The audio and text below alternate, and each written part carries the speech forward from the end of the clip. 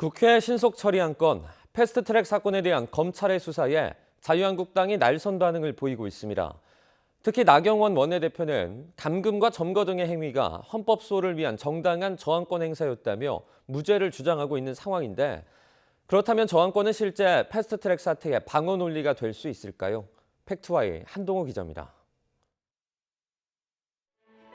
대한민국은 일제에 맞선 3.1운동과 국제에 항거한 4.19 혁명 위에 세워졌습니다.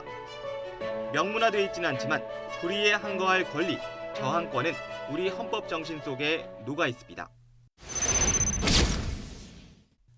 지난 4월 바른미래당 최이배 의원을 사실상 감금한 자유한국당. 나경원 원내대표는 최 의원을 사법개혁특위위원으로 사부임한 것이 불법이라며 정당한 저항권 행사라고 말합니다. 헌법을 지키기 위한 저항권은 민주시민의 절대적인 권력입니다. 국회 입법 절차의 위법 논란이 저항권으로 연결된 과거 사례가 있습니다. 1997년 12월 정리해고 등을 법제화한 이른바 노동법 날치기 사건.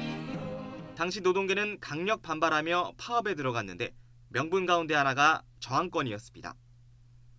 야당 몰래 법안을 통과시킨 것이 국회법 위반이었고 거기에 맞선 파업은 저항권 행사라는 논리였습니다.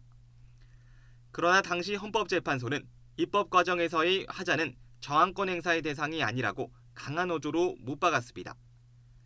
헌법의 존재 자체가 부정될 때 국민이 권리와 자유를 지키기 위해 실력으로 정하는 권리가 저항권이란 겁니다. 패스트트랙 사부임이 불법이라고 가정하더라도 입법 절차의 문제 때문에 최후의 수단인 저항권을 쓸 수는 없다는 얘기입니다. 헌법의 핵심적인 가치가 무너졌을 때 헌법을 수호하기 위해서 사용할 수 있는 최후의 수단입니다. 고위공직자 비리수사처와 연동형 비례대표제 도입은 독재로 가는 길이다. 자유한국당이 말하는 저항권 행사의 또 다른 이유입니다. 정치적 목적을 달성하는 차원에서 저항권이 논의된 사례는 2014년 통합진보당 해산 청구 사건입니다. 당시 통진당 측은 내란 음모가 아닌 진보적 민주주의 실현을 위한 저항권 행사였다고 주장했습니다.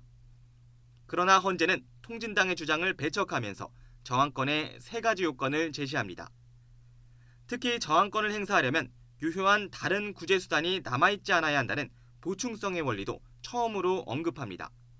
이 절차의 부당성에 대해서 헌법재판소에다가 권한쟁의 심판하는 게 낫지 않을까요? 저항권은 어디까지나 국민의 권리이지 공무원이나 국가기관의 권리는 아닙니다. 이 때문에 나경원 대표의 저항권은 실질적인 법리적 방어 논리이기보다는 정치적 수사의 측면이 큽니다.